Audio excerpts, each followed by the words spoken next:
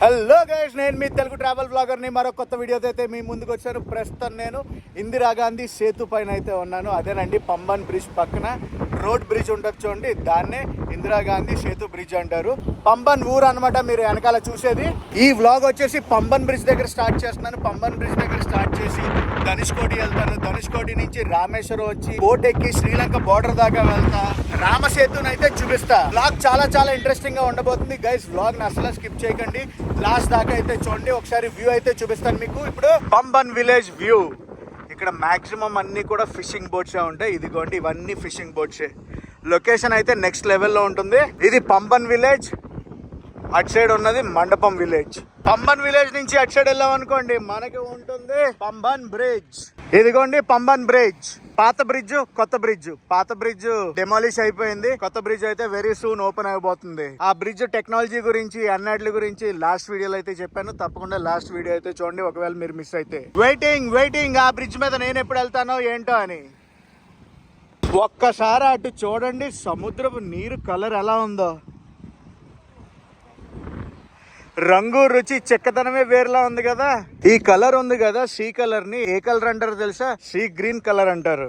ఒక్కసారి ఇటు ల్యాండ్స్కేప్ అయితే చూడండి, బాబోయ్ నా కళ్ళతో చూస్తే ఎలా ఉందో తెలుసా అసలు. బా, క్రాస్ విండ్స్ కి హెయిర్ స్టైల్ మొత్తం చెరిగిపోతుంది.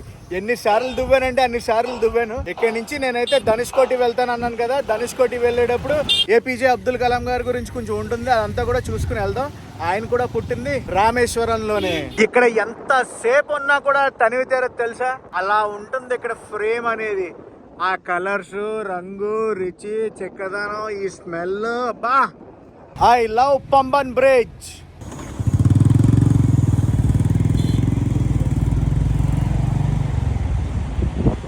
ఇక్కడ ఒక రంగులో కనిపిస్తుంది, అక్కడ ఒక రంగులో కనిపిస్తుంది, ఆ వెనకాల ఒక రంగులో కనిపిస్తుంది. ఒకే దగ్గర నుంచి షేడ్స్ కనిపిస్తుంది తెలుసా. పంబన్ బ్రిడ్జ్ దగ్గర నుంచి ధనుష్కోడి 30 కిలోమీటర్లు నా ప్రయాణం అయితే ఉంటుంది. డాక్టర్ ఏపీజే అబ్దుల్ కలాం గారి నేషనల్ మెమోరియల్ అన్నమాట. లోపలికి ఫోన్స్ అది నాట్ అలౌడ్. మీరు రామేశ్వరం వచ్చినప్పుడు తప్పకుండా విజిట్ అయితే చేయండి. నెక్స్ట్ లెవెల్ ఉంది తెలుసా లోపల. అసలు నేషనల్ మెమోరియల్ అయితే చూసి బయటకు వచ్చాను. నెక్స్ట్ లెవెల్ ఉంది. నేనైతే హైలీ రికమెండ్ చేస్తాను వెళ్ళమని చెప్పి. నేషనల్ మెమోరియల్ ఉంది కదా, నేషనల్ మెమోరియల్ పక్కనే అబ్దుల్ కలాం గారి ఇంటికి వెళ్లే సందు కూడా ఉంటుంది. కావాలంటే మీరు వెళ్ళొచ్చు. ధనుష్కోడి వెళ్ళడానికి టికెట్ కారుకి తీసుకోవాలి, 20 రూపాయలు ticket. Dhanushkodi on the way guys. ఇప్పుడు చూడండి, బాగా నోట్ చేసుకోండి. లెఫ్ట్ సైడ్ రోడ్ ఉంది కదా, లెఫ్ట్ సైడ్ వచ్చి బే ఆఫ్ బెంగాల్ ఉంటుంది, రైట్ సైడ్ వచ్చి ఇండియన్ ఓషన్ ఉంటుంది అనమాట. బే ఆఫ్ బెంగాల్ కి అలల తాకిడి అస్సలు ఉండదు. రైట్ సైడ్ ఇండియన్ ఓషన్ మటుకు ఫుల్ ఫోర్స్ మీద అయితే ఉంటుంది. అదిగో left side Bay of Bengal. ఎంత శాంతంగా ఉందో. ఇక్కడ ఒక టెంపుల్ ఉంది చూడండి, కోదండరామస్వామి టెంపుల్. రెండేపులా ఇసుక తెప్పలే. Right side Indian Ocean, left side Bay of Bengal. Welcome to Dhanushkodi ghost town. అటు సైడ్ ఓషన్ కనిపిస్తుంది కదా, అది ఇండియన్ ఓషన్. ఇటు లో టైడ్ లో ఉన్నట్టుంది బే ఆఫ్ బెంగాల్, వెనక్కి వెళ్ళిపోయింది. ఏదో బైకర్స్ గ్రూప్ గట్టిగానే ప్లాన్ చేశారు. బే ఆఫ్ బెంగాల్ అసలు సప్ప పడిపోయింది తెలుసా, లో టైడ్. ఆ వెనకాలకు ఉంది ధనుష్కోడి లైట్ హౌస్. అది ధనుష్కోడి రైల్వే స్టేషన్. ఇదిగోండి పక్కన. పదండి ధనుష్కోడికి వెళ్దాం. మనం రైల్వే స్టేషన్కి వెళ్దాం first. NH49 railway station Dhanushkodi. అదిగోండి ఒకప్పుడు ధనుష్కోడి రైల్వే స్టేషన్. 1964 దాకా పంబన్ రైల్వే స్టేషన్ నుంచి ధనుష్కోడి దాకా ట్రైన్ అనేది నడిచేది. 1964 డిసెంబర్ లో వచ్చిన తుఫాన్కి మొత్తం 1800 మంది అయితే చనిపోయారు. అందులో 115 మంది ప్రయాణికులు పంబన్ ధనుష్కోడి ప్యాసింజర్ ట్రైన్ లో ప్రయాణిస్తున్నారు. వాళ్ళతో సహా మొత్తం చనిపోయారు. అప్పుడే Dhanushkodi is unfit for living అని గవర్నమెంట్ ఆఫ్ మద్రాస్ డిక్లేర్ చేసింది. ఒకప్పుడు ప్రతి ఇంట్లో ఉండే ఇలా గవ్వలతో గుమ్మాలకి. చాలా రోజులైంది నేను చూసి. ఇవన్నీ చూడండి, శంఖాలు రకరకాలి.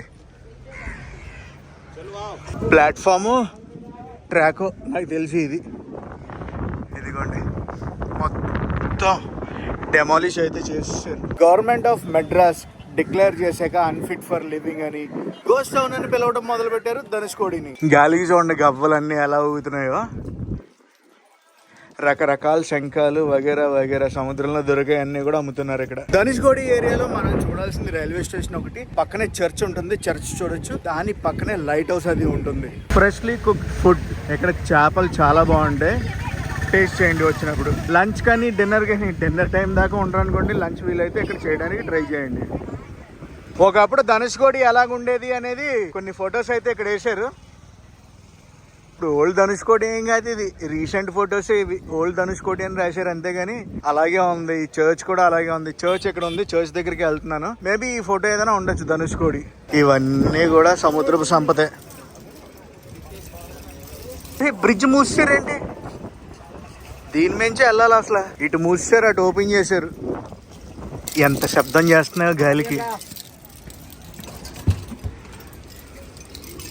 కొంచెం హైడ్రేట్ అయితే అవుతున్నాను, సోడా తాగుతున్నాను, షర్బత్, సాల్ట్ షర్బత్. నేను ఒక 4 years బ్యాక్ అయితే వచ్చాను రామేశ్వరం. అప్పుడు ఎంత మూమెంట్ అయితే లేదు తెలుసా ధనుష్కోడిలో. ఈ షాపులు ఎక్కడి నుంచి వచ్చాయో ఏం అర్థం కావట్లేదు, బ్లాంక్ అయిపోయాను ఒక్కసారి ఇన్ని చూసి. ఒకప్పుడు అలాంటి అద్దాలు ప్రతి ఇంట్లోనూ ఉండేవి, అవునా కదా? మీ ఇంట్లో కూడా ఉండేవా? ఉంటే కామెంట్ చేసి చెప్పండి. ఇదిగోండి చర్చ్ దగ్గరికి అయితే వచ్చాం. ఇక్కడ ప్లాట్ఫామ్ లా కట్టారు, అటు సైడ్ ఇంకా ఓపెన్ చేయలేదంట, ఓపెనింగ్ ఇంకా బాకీ అంట. బట్ స్టిల్ జనాలు అయితే యూజ్ చేసేస్తున్నారు ఇక్కడ లోపల. నాకు ఒక డౌట్ వచ్చింది, ఇక్కడ ఎంతమంది ఉంటున్నారు కదా, వీళ్ళకి ఎలక్ట్రిసిటీ ఎలాగని చెప్పి. సో ఒక షాప్ ఆయన అడిగాను. షాప్ ఆయన అడిగితే ఆయన ఏం చెప్పాడు తెలుసా, సోలార్ ఉంది కదండి, సోలార్తో మేనేజ్ చేస్తున్నాం, ప్రతి ఒక్కరికి సోలార్ ఉంది ఇక్కడ అన్నారు. మాటలు లేవు. చర్చ్ చుట్టూరా ప్లాట్ఫామ్ వేశారు. చర్చ్ పక్కన ఉంది చూడండి, ఇది ఇండియన్ ఓషన్. రైల్వే స్టేషన్ పక్కన ఉండేది బే ఆఫ్ బెంగాల్. ఇది చర్చ్, ధనుష్కోడి చర్చ్. అన్నీ శిథిలావస్థకు వచ్చేసాయి.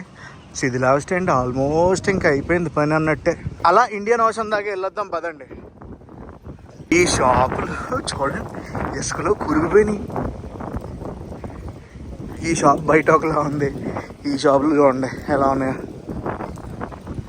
గైస్ బోర్డు అయితే పెట్టేశారు, స్ట్రాంగ్ కరెంట్స్ ఉంటాయి, వాటర్ కరెంట్స్ అవి దిగద్దు అని చెప్పి. డ్రాప్ ఆఫ్ ఏరియా, అస్సలు ఇక్కడికి వచ్చినప్పుడు స్నానం చేద్దామని కిందకి మటుకు అసలు దిక్కండి. ఆ బోర్డు పెట్టారు, అయినా వాళ్ళు దిగిపోయారు.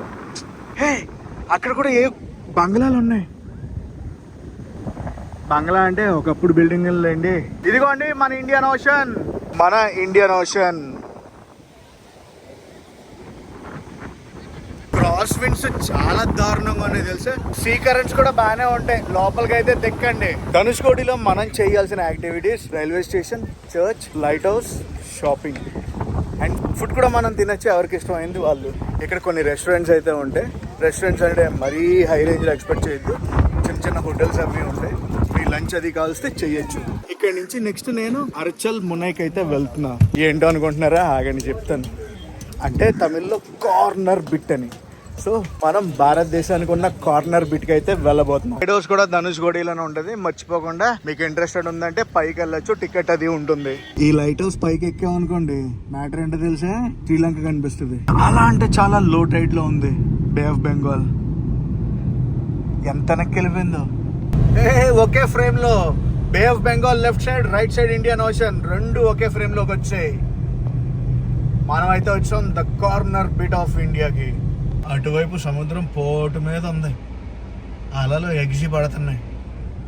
ఇటువైపు కామ్, అలలే లేవు అసలు. బే ఆఫ్ బెంగాల్ ప్రశాంతంగా ఉందని చెప్పి స్నానాలు అవి చేస్తున్నారు. అటు ఇండియన్ ఓషన్ లో పెట్టలేడు తెలుసా. పదండి మనం చిట్ట చివరి పాయింట్కి అయితే వెళ్దాం. బాబోయ్ ఇండియన్ ఓషన్ అలలు ఎక్కడ కొడుతున్నాయి. Hello Indian ocean. వచ్చేసాం మనం భారతదేశపు చిట్ట చివర భూభాగానికి దక్షిణం వైపు ఉన్నది. ఇక్కడ కూడా పర్టికులర్గా మెన్షన్ చేశారు ఇది ఇండియన్ ఓషన్. ఏమని మెన్షన్ చేశారంటే లోపల దిగద్దని చెప్పి. డైరెక్షన్స్ చూద్దాం.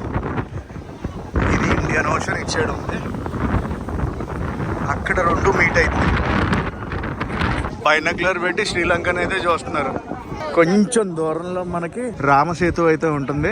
ఏరియా మొత్తాన్ని గల్ఫ్ ఆఫ్ మన్నార్ అంటారు. రోజు ధనుష్కోడి అయితే ఫుల్ క్రౌడ్, మామూలు క్రౌడ్ కాదు గైస్. అక్కడ చూడండి ఒక జెండా పెట్టారు చూడండి, ఆ జెండా పాయింట్ లో Indian Ocean and Bay of Bengal రెండు కూడా కలిసేవి. ఇగోండి మీకు అయితే క్లియర్ కట్ విజన్ ఉంటది. ఇక్కడ ఇటు అలలు ఉన్నాయి, అటు అలలు లేవు కదా, ఈ పాయింట్ లోనే కలిసేది. ఈ రోజు క్లైమేట్ అయితే మటుకు చాలా హార్స్ ఉంది. క్రాస్ విండ్స్, చెమట, ఎండ, బేభత్సం అంతే. నా వెనకాల కనిపిస్తుంది కదా, where Indian Ocean meets Bay of Bengal or Bay of Bengal meets Indian Ocean. నా వెనకాల కనిపిస్తుంది కదా 4 సింహాలు. ఈ రోజు ఏంటో తెలీదు, ధనుష్కోడి మొత్తం ప్యాక్డ్ అంటే ప్యాక్డ్ ఉంది. గుళ్ళో కూడా ఇంత క్రౌడ్ లేదు తెలుసా, రామేశ్వరం గుళ్ళో ఇక్కడ అంత క్రౌడ్ ఉంది. సో ఈ ప్లేస్ నుంచి నేను వెళ్ళిపోతున్నాను, రామేశ్వరం అయితే వెళ్తున్నాను. రామేశ్వరం వెళ్ళి ఒక బోట్ అయితే ఎక్కుతాను. మనం అయితే వచ్చేసాం Shiva boating Rameswaram. Per head కి 100 రూపాయలు అనమాట. లైఫ్ జాకెట్ ఇస్తారు. లాస్ట్ ట్రిప్ 5:30కి సాయంత్రం, పొద్దున్న 6 నుంచి సాయంత్రం 6 దాకా అయితే ఉంటుంది బోటింగ్. టికెట్ అయితే తీసుకున్నాను, పర్ హెడ్ 100 రూపీస్. ఈ శివ బోటింగ్ సెంటర్ ఎక్కడ ఉంటుందంటే అగ్నితీర్థం పక్కనే ఉంటుంది అనమాట. అగ్నితీర్థం అంటే సముద్రం అని, ఇదంతా కూడా అగ్నితీర్థమే. అటువైపు ఉన్నవన్నీ కూడా ఫిషింగ్ బోట్స్. మనకి బోటింగ్ అనేది 45 minutes to 1 hour అయితే ఉంటుంది. టికెట్ కౌంటర్లు ఇప్పుడే కనుక్కున్నాను, ½ అవర్ to 40 minutes అది ఉంటుందంట రైడ్. 45 minutes ఏమి ఉండదంట. అదిగోండి మనల్ని శ్రీలంక బార్డర్ దగ్గర దాకా తీసుకెళ్లే బోట్ అదే. అఫ్ కోర్స్ మరీ ఎక్కువ ఎక్స్పెక్ట్ చేయొద్దు, లెస్ ఎక్స్పెక్టేషన్స్తోనే వెళ్దాం, ఎలా ఉండదో చూద్దాం. హే ఈ బోట్ ఫుల్ అయిపోయింది. వాళ్ళందరూ బయటికి రావాలి, అప్పుడు మనం లోపలికి వెళ్ళాలి. టైం పడుతుందిలేండి. పదండి. సూపర్ డూపర్ ఎక్సైటెడ్ నేను. రామనాథ స్వామి ఆలయం అయితే అదే, అగ్నితీర్థం పక్కనే ఉంటుంది అనమాట ఎంట్రీ. వుడెన్ బ్రిడ్జ్ ఇదంతా స్ట్రాంగ్ గానే ఉంది, ప్రస్తుతానికి బాగానే ఉంది. ప్రతి ఒక్కరికి అయితే లైఫ్ జాకెట్ ఉంటుంది. క్రౌడ్ అయితే బాగానే ఫుల్ అవుతున్నారు, ఇంకా వస్తున్నారు. అదిగోండి మెల్లమెల్లగా. బోట్ కెపాసిటీ వచ్చి 100 people. అటు చేసి మొత్తం బోట్ని అయితే ఫుల్ చేసేసారు. అది బయలుదేరాం మనం బోటింగ్ కి. ఇటు కూడా చూడండి చిన్న చిన్న నావలు, వీటి మీద కూడా చేపలు పడటానికి వెళ్తారు. ఆహా ఎంతటి చల్లగాలో తెలుసా. పొద్దున్న నుంచి చెమట ఉండేది, ఇప్పుడు చల్లగాలి వేస్తుంది.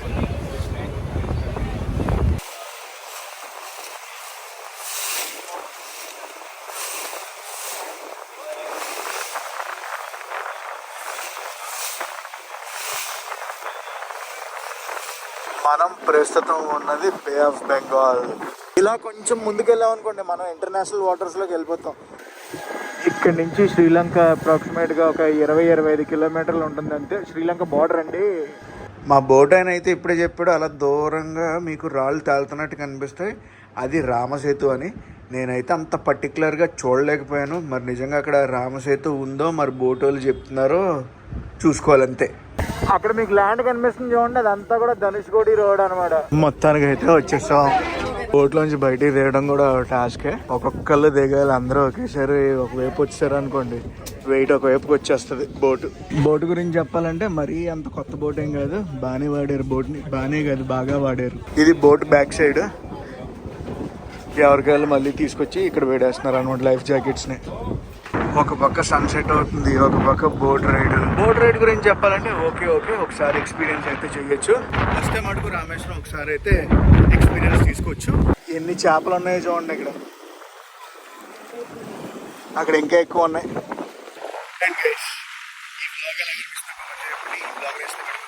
లైక్ చేసి షేర్ చేసి కామెంట్ చేయండి. నేను మీ Telugu travel blogger signing off from Rameswaram.